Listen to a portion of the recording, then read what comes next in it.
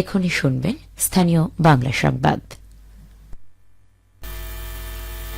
আসসালামু আলাইকুম। সন্ধে 7টা।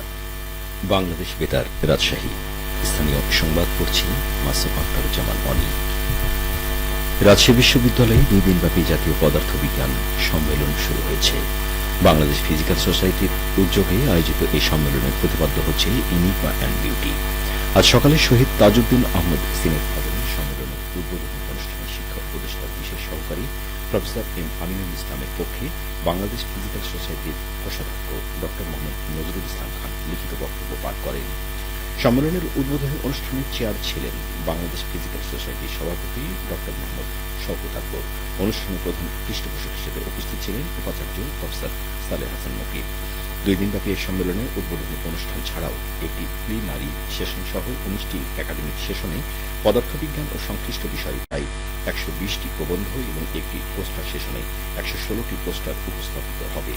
সম্মেলনে প্রায় 200 জন শিক্ষক, গবেষক ও পদার্থবিজ্ঞানী অংশ নিচ্ছেন। যে বিশ্বাস আকাঙ্ক্ষা নিয়ে বৈষম্য বিরোধী ছাত্র আন্দোলনে শহীদরা জীবন দিয়েছে, সেই আকাঙ্ক্ষার বাংলাদেশ গড়ার আহ্বান জানিয়েছেন রাজশাহী বিভাগীয় কমিশনার খন্দকার আজিম আহমেদ। এ নিয়ে শুনুন আমাদের পাবনা জেলা সংবাদদাতার একটি প্রতিবেদন। বাংলাদেশ গড়তে ফ্যাসিবাদী সরকারের পতন ঘটিয়েছে দেশের ছাত্র জনতা। হাজারো শহীদের রক্তের বিনিময়ে পাওয়া নতুন এই বাংলাদেশকে গড়তে সবার সহযোগিতা চেয়েছেন রাজশাহী বিভাগীয় কমিশনার খন্দকার আজিম আহমেদ।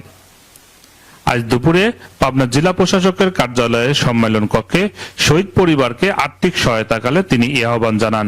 শহীদদের ঋণ আমরা শোধ করতে পারবো না, আমাদের দোয়া আল্লাহ সবাইকে বেহেশত নসিব করুক এবং তারা যেই উদ্দেশ্যে জীবন উৎসর্গ করেছে সেই দায়িত্ব যেন আমরা পালন করতে পারি, সেই বৈষম্যহীন দেশ যেন আমরা গঠন করতে পারি। আমরা আপনাদের দোয়া চাই, আমাদের জন্য দোয়া করবেন যাতে আমরা দেশ বিনির্মাণে আমাদের প্রতি যে দায়িত্ব সেটা যেন সুচারুরূপে পালন করতে পারি। আন্দোলনে আহতদের সুচিকিৎসা এবং শহীদ ও আহতদের তালিকা করার জন্য সবার সহযোগিতা চান রাজশাহী বিভাগীয় কমিশনার। আহতদের সুচিকিৎসা যেখানে যেটুকু প্রয়োজন, যদি কোথাও মনে করেন যে কোনো বিষয়টা জটিলতা রয়েছে, আপনারা আমাদেরকে সহায়তা করবেন। আমরা কিন্তু সর্বোচ্চ চেষ্টা করব কোথাও যাতে কোনো জটিলতা না থাকে। সবচেয়ে বড় কথা হলো সকল শহীদ এবং আহতদের তালিকাটা যেন নিশ্চিত হয়। একটা গেজেট প্রকাশ হয়েছে, এটাই কিন্তু শেষ না, প্রয়োজনীয় সংশোধন সাপেক্ষে আরো এটা হবে।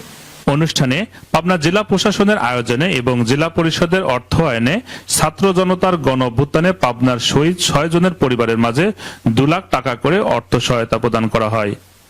শামসুল আলম, পাবনা জেলা সংবাদদাতা, বাংলাদেশ বেতার, রাজশাহী।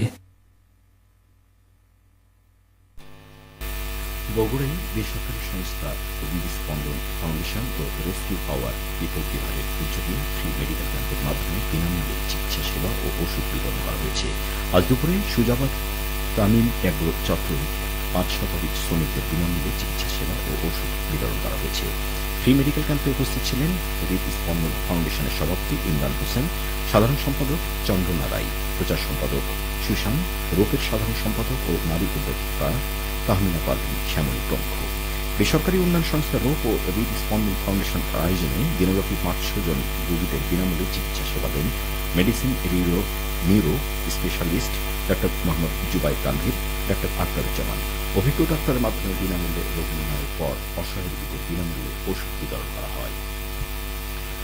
বাংলাদেশ ইসলামী ছাত্র শিবিরের 48তম প্রতিষ্ঠা বার্ষিকী উপলক্ষে সিরাজগঞ্জে এক বর্ণাঢ্য র্যালি অনুষ্ঠিত হয়েছে। আজ সিরাজগঞ্জ পৌর শহরের বাজার স্টেশন থেকে র্যালিটি শুরু হয়ে শহরের প্রধান প্রধান সড়ক প্রদক্ষিণ করে একই স্থানে এসে শেষ হয়। র্যালি শেষে এক সংক্ষিপ্ত আলোচনা সভার আয়োজন করা হয়।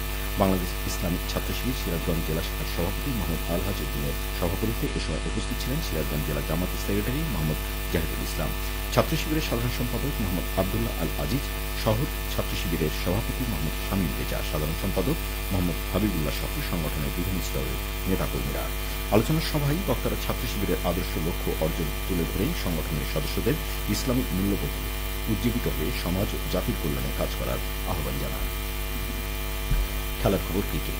নাটোরে অনুষ্ঠিত প্রাইম ব্যাংক জাতীয় স্কুল ক্রিকেট টুর্নামেন্টের দ্বিতীয় সেমিফাইনালের খেলায় আজ গ্রিন একাডেমি উচ্চ বিদ্যালয়কে 158 রানে পরাজিত করে শেরেবাংলা উচ্চ বিদ্যালয় জয়লাভ করেছে।